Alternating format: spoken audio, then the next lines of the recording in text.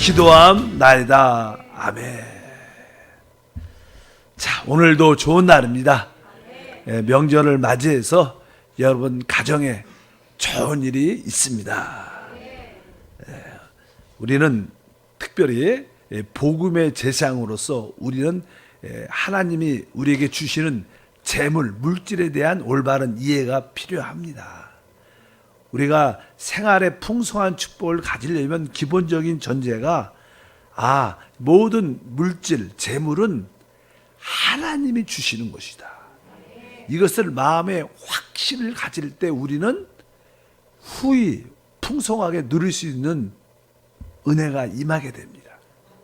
실제로 사람들은 말은 모든 물질 하나님이 주시지 이렇게 말은 해도 이렇게 믿지는 않죠. 왜? 믿는다는 것은 생활을 보면 알죠.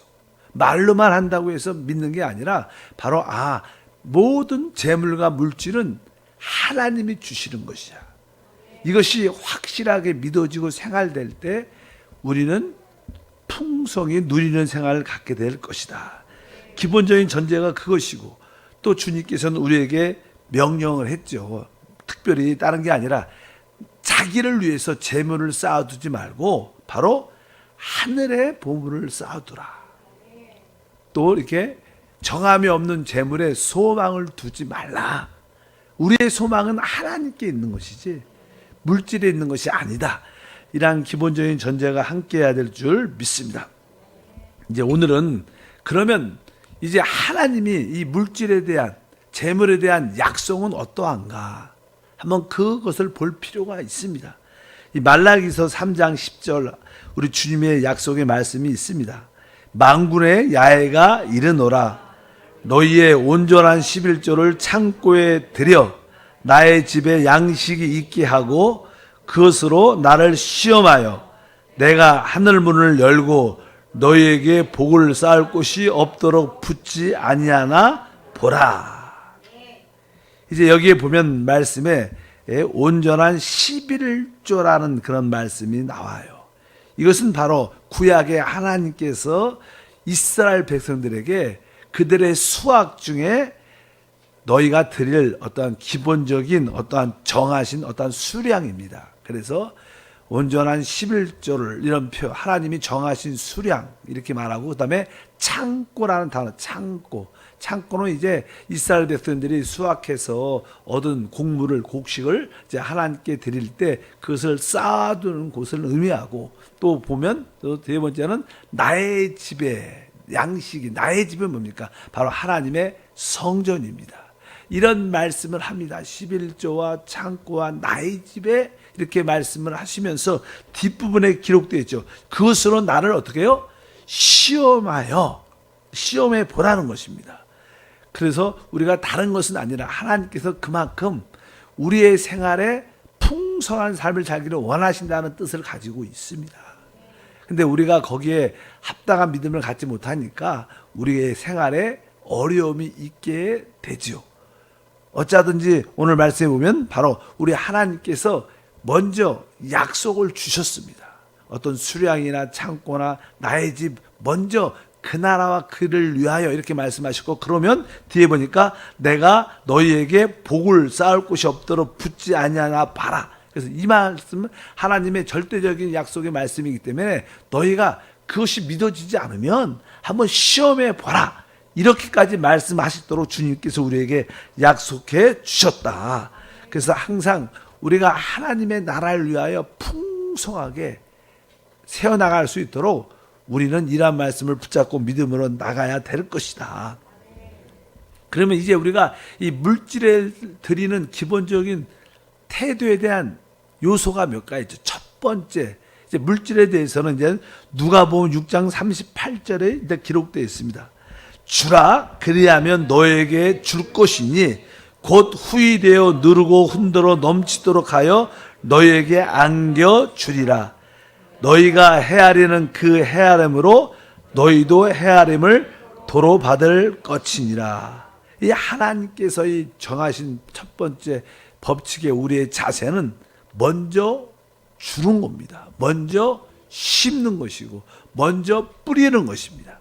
그래서 하나님 법칙은 먼저 주는 것이구나. 먼저 우리가 준다면 당연하게 오늘의 말씀 있는 것처럼 후히되어 흔들어 넘치도록 하여 너에게 안겨 줄 것이다.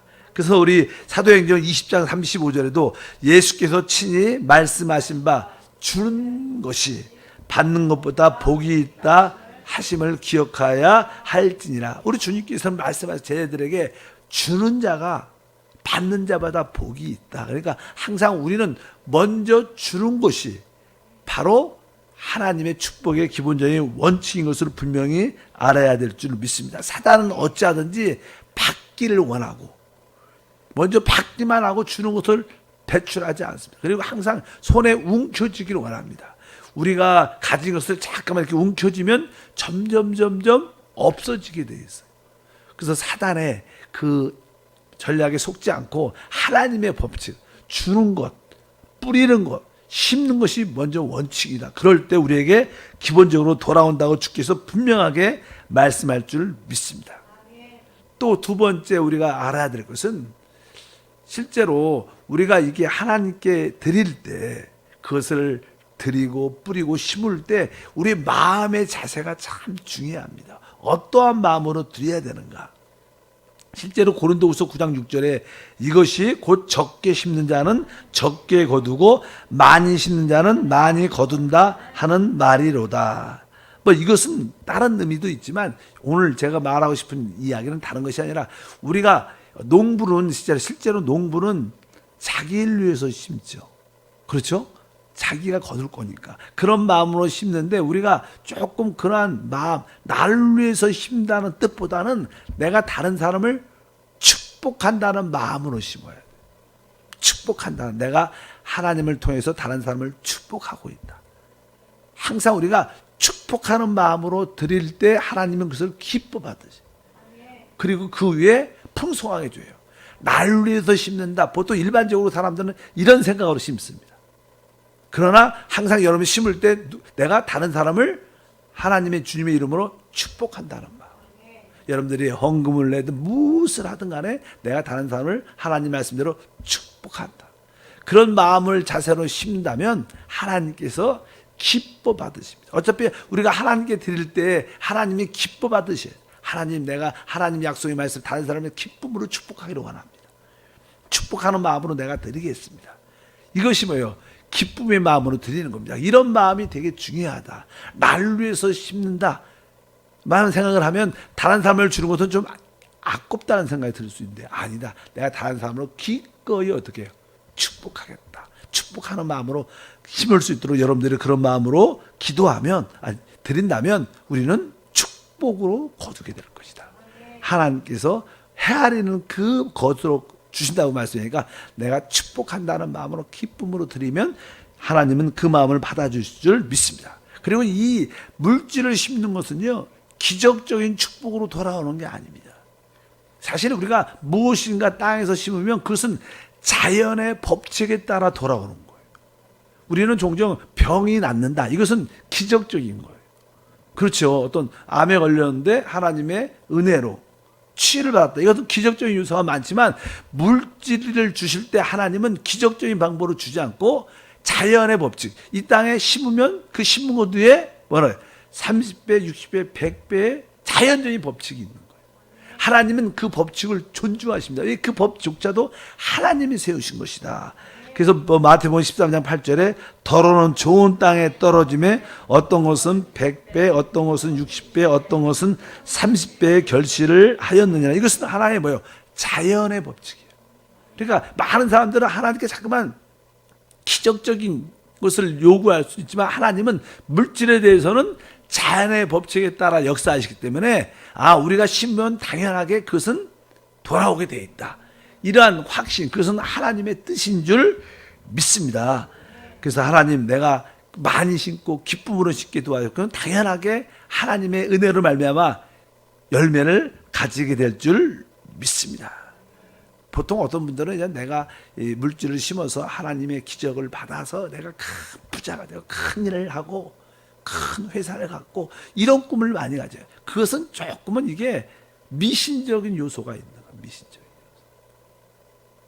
그러면 우리는 그런 자세가 아닙니다. 하나님의 자연의 법칙에 따라 내가 기쁨으로 심고 가꾸면 하나님이 거기에 풍성한 적어도 30배, 60배, 100배의 자연적인 법칙에 따라 기적적으로 은혜로 하나님의 은혜로 우리 가운데 함께할 줄 믿습니다. 만약에 우리가 먼저 주지 않고 뿌리지 않고 심지 않다면 아무것도 하지 않은 겁니다. 그럼 아무것도 자연의 법칙에 따라 아무것도 내가 심지 않고 뿌리지도 않았는데 어떻게 나올 수가 있겠어요? 그러니까 하나님은 자연의 법칙에 따라 물질은 축복하시는구나. 기본적인. 근데 자연의 법칙이 뭐 하나 심었는데 하나 나타나는 게 아니죠. 뭐 하나의 미랄 쓰면 거기에 뭐 적어도 30배 정도 이상은 열려서 나오니까 우리는 그러한 은혜와 믿음을 가져야 될 줄 믿습니다. 무엇보다도 이 고린도 후서 아까 읽었지만 9장 7절 다시 한번 읽어보니까 각각 그 마음에 정한 대로 할 것이요 인색함으로나 억지로 하지 말진. 이러면 인색함으로나 억지로 하지 말라. 우리가 하나님께 드릴 때 먼저 주고 뿌리고 심을 때 절대로 아까 인색하는 마음으로 하지 말라. 아까 말씀드렸죠. 우리가 남을 축복한다는 그런 마음을 갖는 게 중요해요. 기쁨으로 드리는 마음, 축복하는 마음. 우리가 누굴 축복할 때 기쁨으로 축복하잖아요. 우리 자녀를 축복하든 누굴 축복할 때 기쁨으로 축복하는 것처럼 바로 여기 인색하는 마음으로 뿌리지 말아야 된다. 그런 기본적인 요소도 우리 안에 있습니다. 그리고 우리 고린도 후서 9장 6절을 다시 한번 읽어보니까 이것이 곧 적게 심는 자는 적게 거두고 많이 심는 자는 많이 거둔다 하는 말이로다. 사실 우리는 할 수만 있다면 많이 뿌리고 많이 심어서 많은 것을 거두려는 마음은 있어야 돼요. 여기 보니까 많이 심는 자. 근데 왜 우리가 많이 심기를 원하고 많이 거두기를 원하는가? 이것은 다른 게 아니라 우리 입술에 우리 생활에 하나님에 대한 감사가 많기 때문에 우리가 조금 심어서 조금 거둔 것보다 많이 심어서 많이 거두면 우리 생활에 우리 입술에 뭐가 많아지겠어요? 감사가. 하나님은 이 감사가 많기를 원하는 거예요. 여러분들이 지금 하나님께 많은 감사로 제사를 드리기 원하십니다.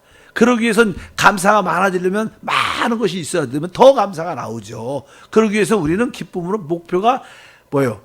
많이 심고 많이 거두겠다. 그런데 많은 돈을 얻겠다는 그런 뜻이 아니라 내가 더 하나님께 많이 감사하기 위해서. 이러한 자세가 다르면 내가 그냥 많이 심어서 물질을 많이 거두 이런 뜻이 아니라 내가 많이 심어서 많이 거두는 내 목적은 하나님께 진짜 더 많은 감사를 생활에서 입술로 마음으로 더 하기 위해서. 그래서 많이 심는 자가 돼서 많은 것을 하나님께 감사할 때 하나님이 기뻐하실 줄 믿습니다. 항상 물질에 대한 우리의 목표는 바로 부유함을 저축하는 게 많은 것을 갖는 게 아니에요. 감사를 많이 드리는 게 우리의 목표다.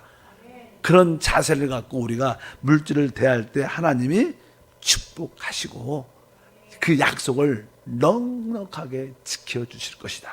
그래서 오늘 몇 가지 말씀의 자세를 드렸는데 여기에 우리가 하나하나 확인하면서 다시 한번 물질을 드릴 때 하나님께 드릴 때 마음의 자세를 잘 돌이켜 봐야 돼요.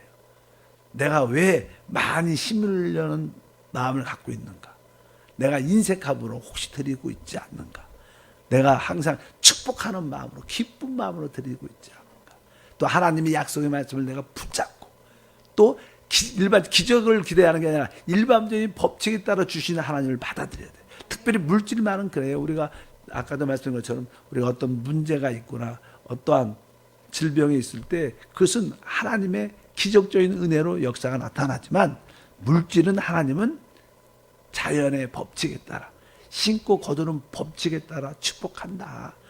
종종 심지 않고 하나님 물질 문제가 해결되게 도와주옵소서. 아무리 기도해도 그런 건 응답은 없어요. 그래도 내가 그 가정 가운데 어려운데도 그래도 하나님께 심으면서 심을 때 하나님 역사하시는 걸 내가 압니다. 이것이 하나님 역사해 주시옵소서.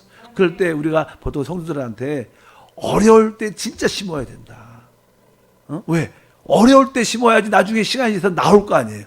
어려울 때 그냥 심지 않고 계속 기도만 해도 그것은 자연의 법칙, 기적의 법칙을 기대하는 것이지. 그러나 하나님은 자연의 법칙에 따라 축복해 준 것을 우리가 기억해야 될 것이다. 그러면 이렇게 하나님께 드려진 이러한 재물들을 어디에 사용해야 되는가? 교회는 그것을 어디에 사용해야 하는가? 뭐 가장 기본적인 것은 일단은 교회의 어떤 필요에 따라 교회의 필요를 위해서 그냥 사용하지. 원래 그냥 구약에 보면 하나님께서는 사람들에게 속전세라고 그래서 생명을 위한 세금을 내라고 우리 주님께서 모든 자들에게 이스라엘 백성들에게 명령을 했어요. 우리에게 출애굽기 30장 16절 읽어보니까 너는 이스라엘 자손에게 속전을 취하여 회맥 봉사에 쓰라.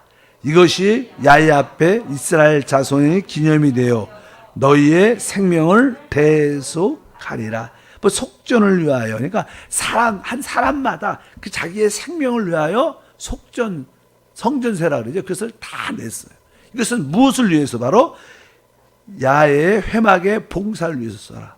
이 교회 사역에 뭐 여러 가지 일이 있지만 교회 운영에 필요한 것을 위해서 여러분들의 모든 사람은 여기에 속전을 위해서 그 성전세를 내라. 뭐 구약에 이렇게 기록이 실제로 돼 있으니까 이게 첫 번째 이 하나님이 주신 하나님 물질은 어디에? 바로 회목 봉사에, 교회 운영에 기본적으로 교회의 필요를 채워주는 요소가 된다는 것을 분명히 알아야 됩니다. 두 번째는 이제 이것은 바로 복음 전파, 즉 선교를 위해서 하는 거예요. 우리가 국내는 전도라고 말하고 또 이제는 다른 나라 외국에 나갈 때 우리가 보통 선교라고 말하죠. 선교. 그래서 이제는 바로 복음 전파를 위해서, 선교를 위해서 우리는 이 물질이 사용돼야 된다. 그래서 빌립보서 1장 5절 같은 게 보면 너희가 첫날부터 이제까지 복음을 위한 일에 참여하고 있기 때문이라. 사도 바울이 복음을 들고 이방 지역에 나가 복음을 전파하고 교회를 세우고 교회 인도자를 또 세우면서 교회를 이렇게 확장시켜 나갈 때 이 빌립보 성도들은 이 선교의 사도 바울의 그 전도와 선교 사역에 동참을 계속 물질을 공급하면서 그 사역을 감당했습니다. 그래서 교회에게 드렸던 이 모든 재물들은 바로 전도와 어디요? 선교의 쓰임을 받게 돼야 된다. 이런 기본적인 바로 그러니까 항상 우리 한세도 뭐 중앙아시아나 러시아에 세워진 교회에 후원하고 돕는 일들이 있습니다. 뭐 기간에서도 돕고 지금 있어요. 뭐 그런 걸 제가 말을 크게 하죠. 또 선교대회도 하면서 여러 가지 하는데 어찌하든지 전도와 선교에 쓰임을 받는 물질이 돼야 될 것이다. 이렇게 말씀을 하고 세 번째는 이제 빌립보서 4장 15절과 16절에 보면 이런 내용들이 기록되어 있습니다. 빌립보 사람들아 너희도 알거니와 복음의 시초에 내가 마게도냐를 떠날 때 주고 받는 내 일에 참여한 교회가 너 외에 아무도 없었느니라. 데살로니가에 있을 때에도 너희가 한두 번 아니라 두 번이나 나의 쓸 것을 보내었도다. 이것은 다른 것이 아니라 사도 바울이 나는 선교를 나갈 때 어떤 주의 종들 사도들의 그 생활에 필요한 것을 공급해 줬다는 그런 뜻이에요. 이게 이 내용은 바로 뭐 이렇게 전신가적으로 하나님을 섬기니까 어떤 자기의 직업이나 어떤 일을 할 수가 없죠. 그러니까 바로 그 교회가들이 바로 그 모든 주의 종들의 그 생활을 돕는 거기에 용도가 사용돼야 된다. 이런 의미도 이 말씀에 기록이 되어 있습니다. 그래서 주님의 종들의 생활을 공급하기 위해서 그 재물도 사용돼야 된다. 이런 말씀이 기록되어 있고 그리고 이제 구제, 성도 가운데 또 교회에 필요한 것들을 계속 사용하는데 우리가 합당하게 사용되는 기본 원칙들이 있는 줄 믿습니다. 일단은 뭐 우리 교단에서 기본적으로도 이렇게 법이 있고 또 우리 교회도 이제 뭐 교단이나 또 지방에 전체적으로 운영을 하는데 거기에 필요한 것도 지출해주고 어쩌든지 이러한 기본적으로 하나님께 드린 재물들이 어디에 사용되는가, 교회의 필요, 운영의 필요에 대해서 아까 구제, 전도와 선교에 쓰여져야 되고 또 이렇게 주의 종들에 대한 어떠한 생활의 필요를 어느 정도 공급해 줘야 되고 또 이제 모든 여러 가지 구제와 선한 사업에 합당하게 쓰여지는 것이 기본적인 내용들이다. 이렇게 말씀을 하는 줄 믿습니다. 그래서 한 번쯤은 이제 우리 마음에 한번 나는 합당한 태도로 하나님께 하나님이 주신 그 물질을 제대로 드리고 있는가 한번 점검해 보면서 한번 믿음으로 이렇게 쫙 나가면 우리 주님께서 아까 말라게 말씀하시죠. 한번 시험해 봐라. 여러분들 우리가 올바로 하나님이 약속하신 이런 내용들을 붙잡고 한번 믿음으로 드리면 하나님이 결국은 때가 돼서 항상 자연의 법칙에 따라 심고 뒤에 적어도 30배, 60배, 100배의 열매를 주실 것이다. 하나님은 하나님의 자녀들이 특별한 경우 빼놓지 않고는 물질의 고난을 그렇게 주기를 원치 않습니다. 다만 훈련의 과정은 다 있죠. 훈련의 과정은 다 있습니다. 뭐 저도 그런 훈련의 과정을 많이 통과하고 진짜 궁핍하고 어려울 때가 많이 있었죠. 그러나 그럴지라도 계속 믿음으로 나가면 이제 하나님께서 그 믿음을 인정한 후에는 이제 하나님이 맡겨주시는 줄 믿습니다.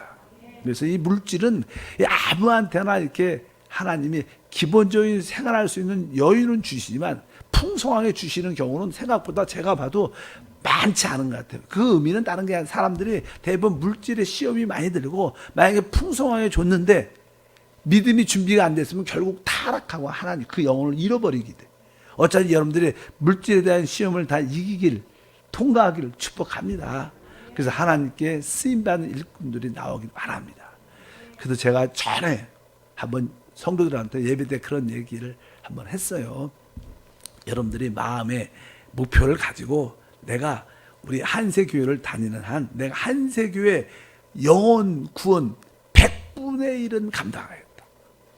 뭐 그냥 10분의 1은 10이 좋죠. 그런 좀 믿음이 있는 분은 그런 꿈을 가져요. 내가 적어도 내가 한세교회 성도의 100분의 1은 영혼은 구원하겠다. 아멘.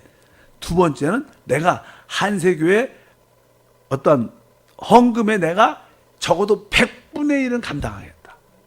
믿음이 좋은 분은 10분의 1이라고 내가 그때도 얘기해. 10분의 1은 내가 한번 감당. 그런 꿈과 비전을 가지고 사업을 한번 해보시고 일도 해보시고 그 꿈을 계속 가져요. 뭐 그런 1년 기도한다고 되겠어요? 그러니까 여러분들은 계속 이런 법칙에 따라서 신고 그런 꿈과 비전을 갖고 영혼 구원과 하나님 나라의 확장을 위해서 내가 진짜 100분의 1을 감당하게 도와주시고 기도의 양도 100분의 1을 감당하게 도와주시고 이 구원받은 영혼의 숫자도 100분의 1을 감당하기 원합니다. 그런 마음으로 딱게 기도하면 그것이 점점점 100분의 1이 되고 점점점 커져서 진짜 10분의 1까지 가는 그런 은혜가 우리 교회에 한두 명만 나온다면 이 지역과 특별히 성교에 부족함이 없는 교회가 될 것이다.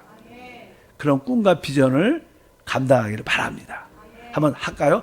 기도의 100분의 1, 영혼 구원의 100분의 1, 헌금의 100분의 1. 근데 헌금의 100분의 1이 얼마인지 잘 모르죠. 기도해 보시면 하나님이 가르쳐 줄 거예요. 그래서 여러분들이 하나님, 뭐 내 개인이 못해도 우리 가정이 그것을 감당하게. 뭐 남편이와 우리 아내, 또 우리 자녀들과 함께 그런 꿈을 갖고, 그럼 우리 자녀들도 그런 꿈을 갖고 있으면 계속 그런 비전이 생겨서 하나님의 영각. 그런데 꼭 물질만 좋아하지 말고 뭐요? 기도의 100분의. 아멘. 영혼 구원의 100분의. 이 세 가지 우리 뭐 항상 이게 중보 300이면 중보 기도자 있잖아요. 믿음의 기업이 있고, 아멘. 전도자 있고. 이 사실 교회에서 가장 중요한 게 이 세 가지 봉사죠. 우리가 우리가 그런 사명을 감당하게 도와주옵소서. 그래서 전도부에도 들어가 보고 믿음의 기업부도 가보고 새벽에 이렇게 중보 기도자 모이면 여긴 다 중보 기도자. 그렇게 감당을 하면 진짜 우리는 이기는 자가 될 것이다. 또 많은 열매를 하나님이 줄 것이고 그래서 결국 우리에게 하나님에 대한 최고의 누림이 될 거예요. 우리 하나님은 그 풍성하신 하나님을 마음껏 누리기를 원하십니다. 그래서 꼭 100분의 1을 넘어 10분의 1까지 되는 기적이 우리 가문에 나타나게 도와 주시옵소서. 하나님 아버지 진심으로 감사합니다. 물질에 대한 합당한 태도를 가짐으로 우리 모든 성도들이 여유 있고 풍성하고 많은 사람을 축복하는 통로가 되게 도와 주옵소서. 주 예수 이름으로 기도함나이다. 아멘.